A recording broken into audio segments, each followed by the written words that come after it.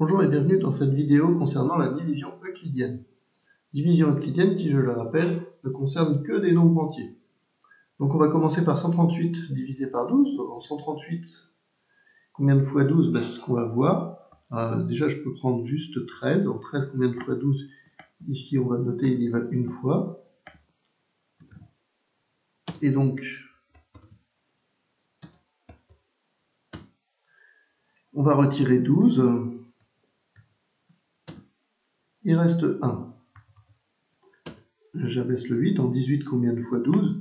Il y va à nouveau une fois. On retire 12. Et il reste 6.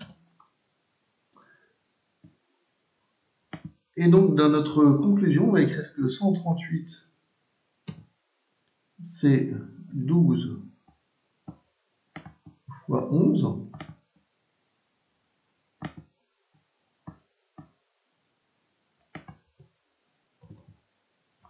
Plus 6.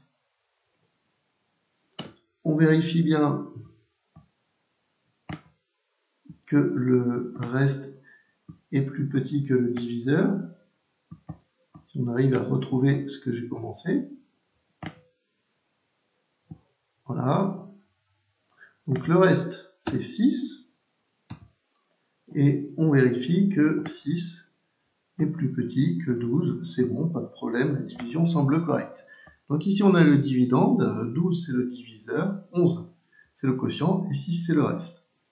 Voilà pour la conclusion. Alors, comme le reste n'est pas nul, on n'a pas de notion de multiple ou de divisible. On va faire une deuxième division, celle de 1032 par 6. Donc ici, j'ai juste besoin de prendre 10. En 10, combien de fois 6? Il y va une fois. Je retire 6. Et il reste 4. J'abaisse le 3. En 43, combien de fois 6? Il y va 7 fois. 7 fois 6, ça fait 42. Et il reste 1. J'abaisse le 2. Et donc il y va 2 fois. 2 fois 6, 12. Et ce coup-ci, il reste 0. Ce qui veut dire que 1032,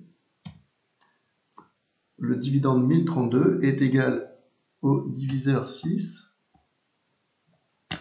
que multiplie, si le multiplié veut bien venir, mais il ne veut pas venir, donc on va aller le chercher autrement, voilà. Donc, que multiplie le quotient 172, et il reste 0. Et bien sûr, 0 est à nouveau plus petit que 6. Et donc ici, comme le reste est 0, et bien on peut dire que 1032, il est divisible par 6, et on remarque qu'il est aussi divisible par 172, parce que 1032 divisé par 172, comme le reste est 0, ça ferait 6.